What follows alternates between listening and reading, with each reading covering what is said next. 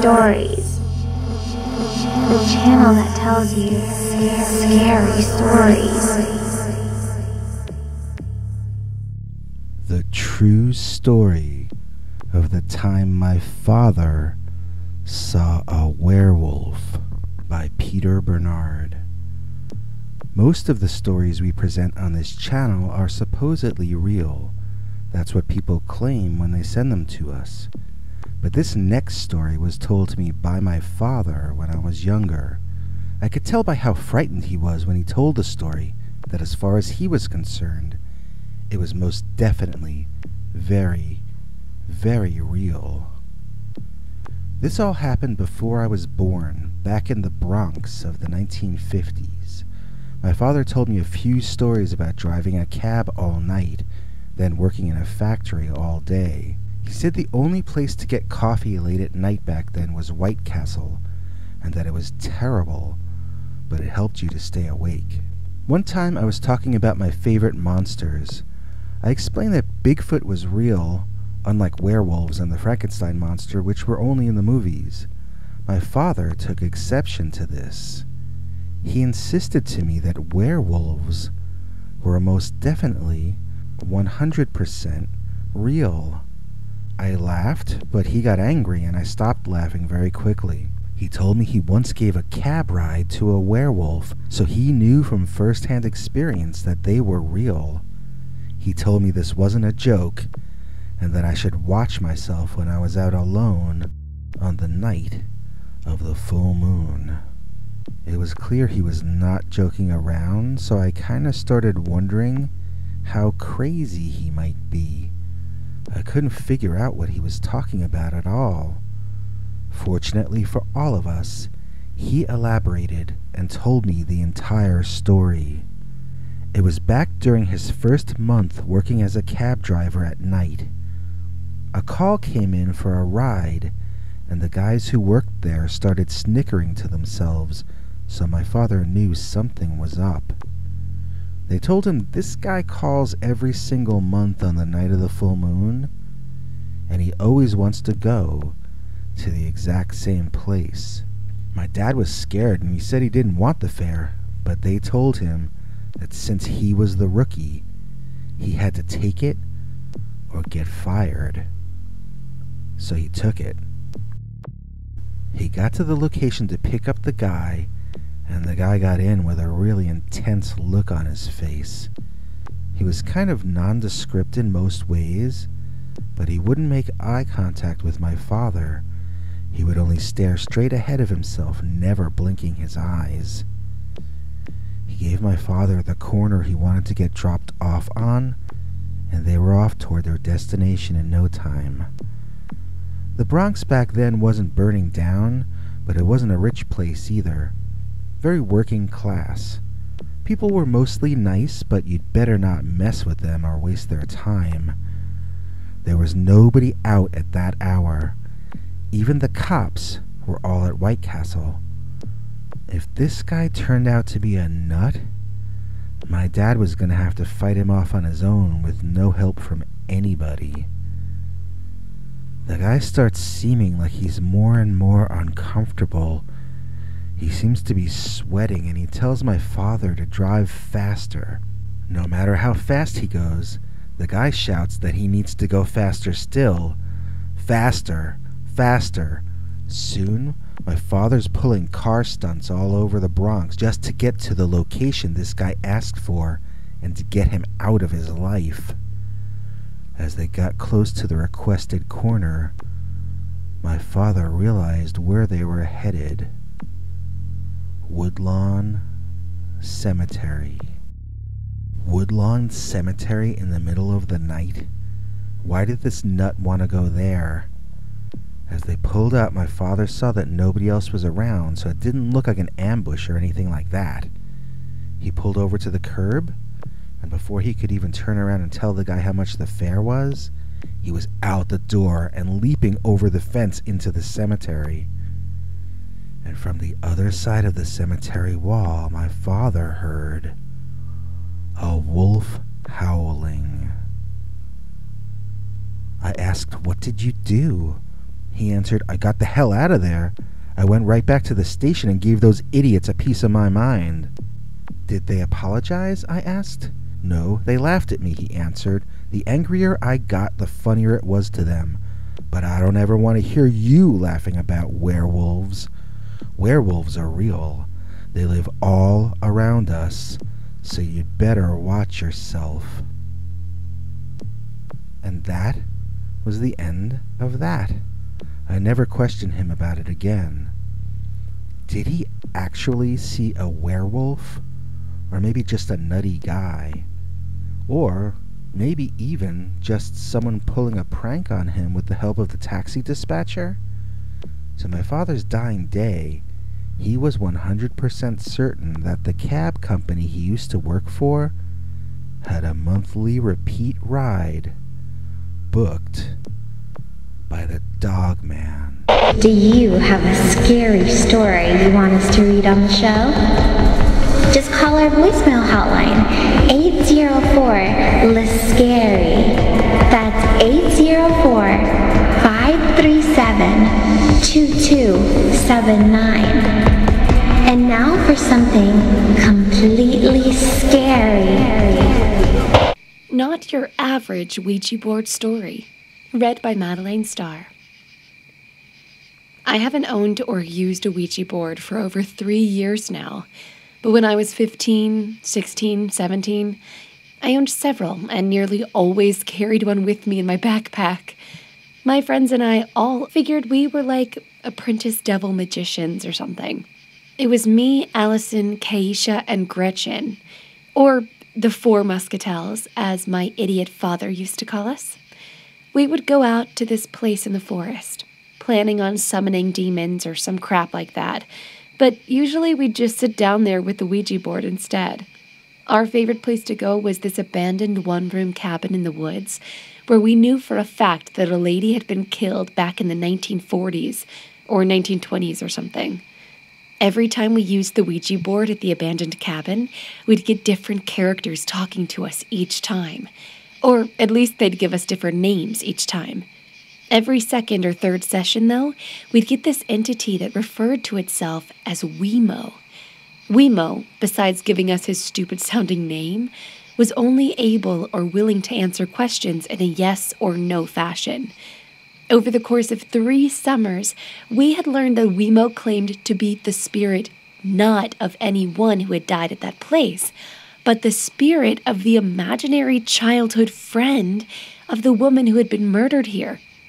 He yes or no'd us until we grasped his narrative that although the girl had stopped seeing him anymore when she got to be around 5 years old, he stuck around watching her grow, and even after she was an adult.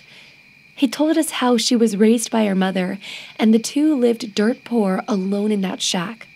Like I said before, we did Ouija everywhere back then, from 4 to 6 nights a week in the summer, but the only location where Wemo came to call on us was the abandoned cabin in the woods.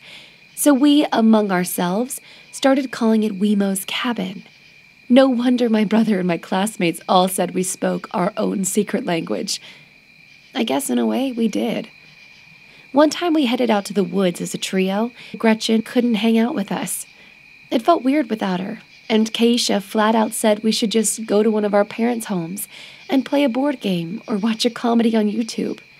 I had to admit that it didn't feel like a night to be toying around with this kind of thing, but Allison made fun of us in a way that got us both laughing and feeling stupid.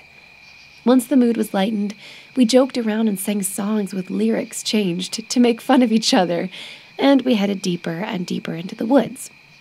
I was doing my impersonation of Adele if she sang in a death metal band, when Keisha pointed out that she didn't recognize which part of the woods we were in. Suddenly, we all realized that we were lost. Keisha got really loud and bossy, I guess to hide her fear. She started cursing at us that we should have listened to her and not come out here. It was getting dark fast. That, coupled with Keisha's panicking, was making my heart beat too fast, so I focused on breathing more slowly with each breath. Allison spoke quietly, trying to calm us both, and pointed out that all we had to do was follow the setting sun and we'd be home. since we all knew my dad's place was west of the forest. That was true, and Keisha immediately started walking quickly toward the west. "Wait up!" shouted Allison. "Before we go, let's just have one quick Ouija session. Unless you're too chicken." Allison crossed her eyes and stuck her tongue out, making her hands like claws, and started marching zombie-like toward Keisha. When she reached her, she started tickling her all over. "Zombie forest monster must tickle Keisha, must tickle." Keisha consented to one Ouija session if Allison agreed to never tickle her again. And I quickly had the board and planchette out and set up. I didn't want to say it out loud, but I just wanted to get this done and get the hell out of here. Allison asked if anyone was present, and very quickly and forcefully, we got the letters W, E, E, M, and O, or Wemo. We asked him if we were by the cabin, and he said no. We asked him if he had something to do with us getting lost, and he said yes. The three of us scolded him outright, looking up and cursing at the air, as though he were above us or something. None of the three of us even doubted that he was real anymore. I guess, judging by our reaction. After we had calmed down, Keisha ordered us to touch the planchette, and she asked what this place was that he had brought us to. The Ouija spelled out BHNDU. The three of us looked at each other quizzically. I was sitting across from Keisha and was about to ask her what she thought that meant when I saw it. "Behind you," I said, pointing behind Keisha. We were all sitting there, looking at it. It was not a man, but it was not an animal. Everything about it was wrong. Even its center of balance was wrong. There was no way it should be standing upright the way it was bent both backwards and to the side like that. Its skin sometimes melted off of it, and he would catch it just in time to stick it back on. That was impossible.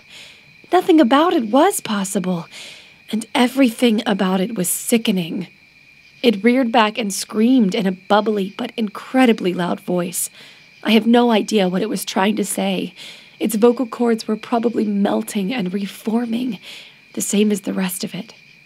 I don't remember getting up to run, but I remember us finally clearing the edge of the forest and racing toward the trailer community we lived in. I don't remember if I was with my friends or not, but I remember us hugging each other on my bed inside, wondering if we were safe. I remember asking if the door was locked and being told that I'd already asked that question 100 times. When my dad and brother came home later, we told them the story and they laughed at us. Even so, they both drove us to Allison's parents' place in the city, and we girls slept over there. For the first time in my life, I felt safer in the city than in the country. The next morning, Allison's mom told me and Keisha how sorry she was about Gretchen, and that we should both feel free to stay with them in the city for the remainder of the summer. There were only about 10 days left anyway, so we took her up on the offer. After about 3 days of living downtown, it started to feel like we had dreamed or imagined everything that happened in the woods that day. We went out walking every day in the city, just amazed at how many things you could come across to do without even planning ahead at all. Yet even in the middle of all those shops and theaters and parks and cute guys, we still ended up, after a few more days, pulling out the old Ouija board again. Like I said, it really had come to feel like we might have imagined or exaggerated what happened to us, and the three of us were just having so much fun. So I set up the board, and Keisha starts to ask if anyone is there. Before she can even finish the question, the planchette starts spelling out W-E-E-M.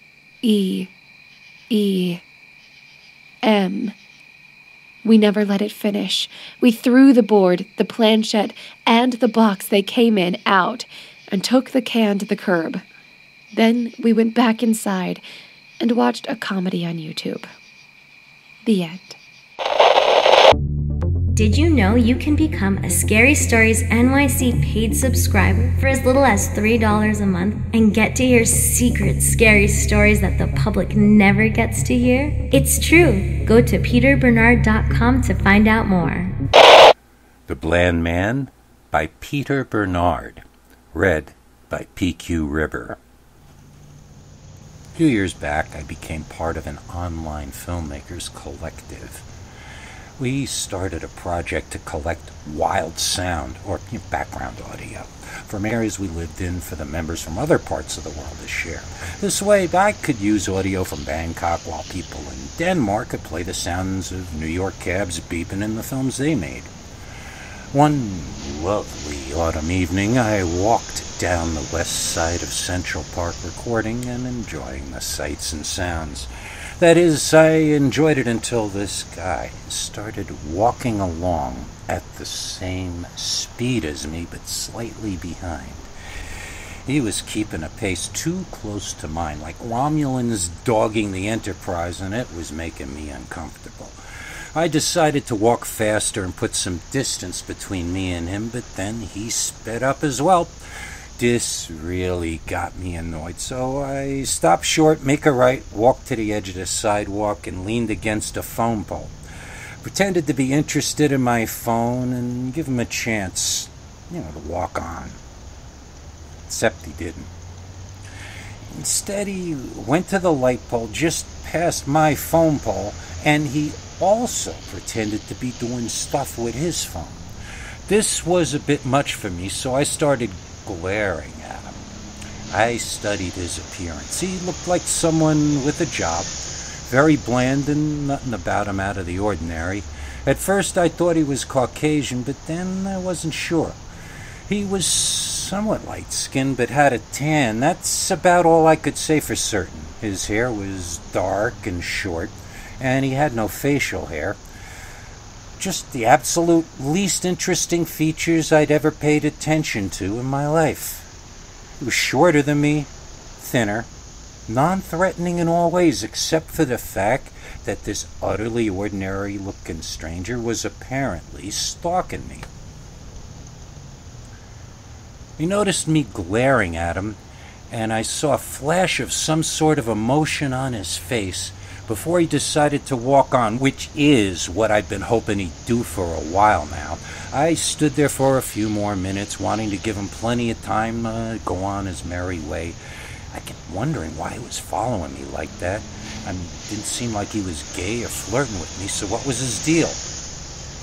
I committed his appearance to my memory, and when I cautiously began walking again, I decided to keep an eye out for him the rest of the way home.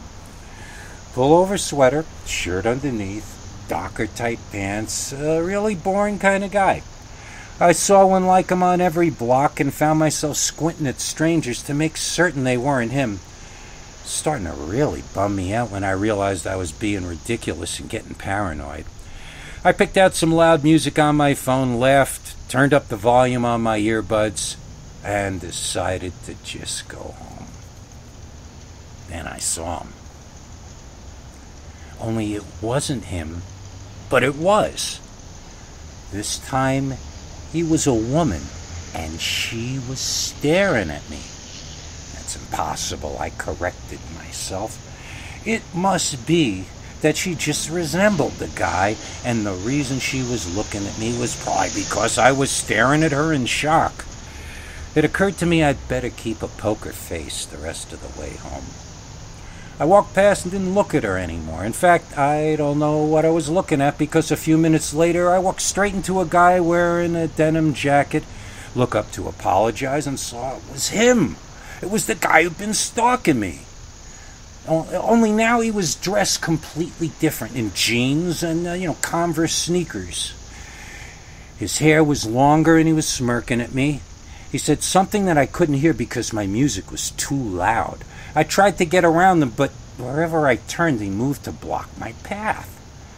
I basically walked through him to run out into traffic, and I hailed a cab in the southward lane that was almost about to pass us.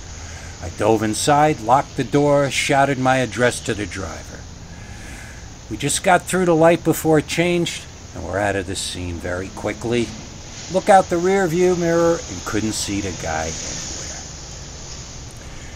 The entire way home, I kept looking at the people we drove past and nobody looked like them. After a while, I tried to imagine that they did look like them.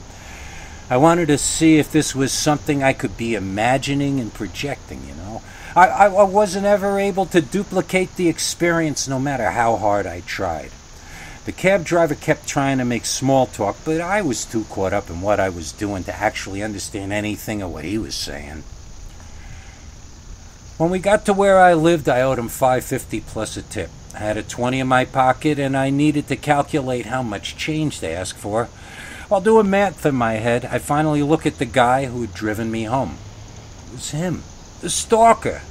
I toss him the 20 and jump out of the cab, walking quickly to the corner. I was intent on going around the block instead of inside so that he wouldn't find out where I lived.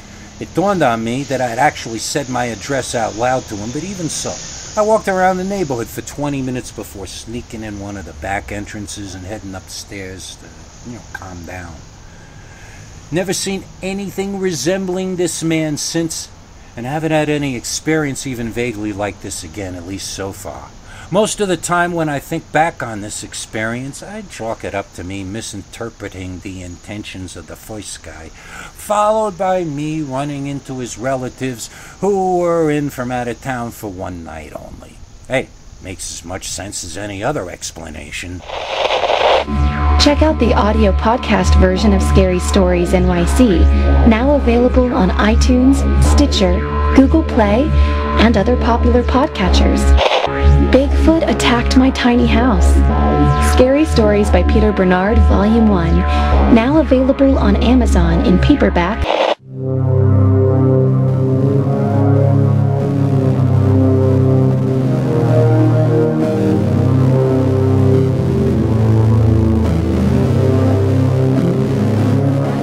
Come back for more Scary Stories.